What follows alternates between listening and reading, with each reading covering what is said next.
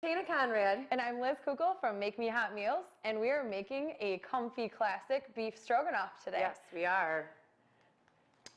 I am about starting with another little beautiful bundle from Jacob's Meat Market. We have some grass-fed beef tenderloin here. One of the things I love about getting meat at a meat market is that you honestly can call them and say, I want this much meat cut up into pieces just like this, and it can make whatever you're cooking way easier. And so when we do beef stroganoff, we get our meat cut into tinier chunks. I think it looks prettier. You can totally get it done in strips. It doesn't make any difference. We already have a little bit of white onion in here, and then Liz has got a bunch of mushrooms coming our way. So we're gonna get all this stuff going on in the pan, and then we're gonna move to the stove to do the real work. Yep, and we're using a lot of mushrooms because they sweat so much in the cooking process that we want to have as many as possible once we're finished cooking them. Exactly. We don't even use a beef broth or anything because once you salt the mushrooms, they'll sweat so much that they kind of give a nice little playground for the noodles. Mm-hmm. Can you help me throw those in the pan? Create your playground. Playground. There you go. And then we can move that over to the stove. All right, so we're back to the stove with our beef stroganoff. And as you can see, the mushrooms have totally done what we said they would do. They sweat just enough that I actually think that when we pour this over the pasta and we stir in our Greek yogurt, it's going to be amazing.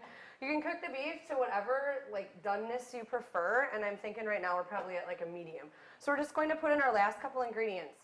We have fresh tarragon, excuse me, not fresh, it's dried tarragon. We're gonna throw that in here. These are some of our secrets.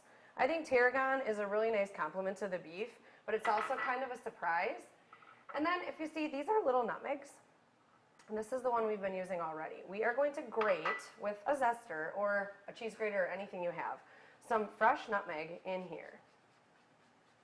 So when you have a zester like this, it all kind of sits on top of it like that.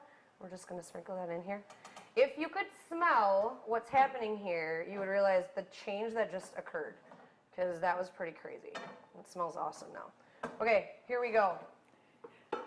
All right, bringing our hot pan over, and we have our organic noodles ready to go for them to go on top. And we're using an organic noodle just because other noodles have preservatives and enrichments in them, and so we choose to use an organic noodle. Exactly, so that's going all over the top. Oh, that looks delicious.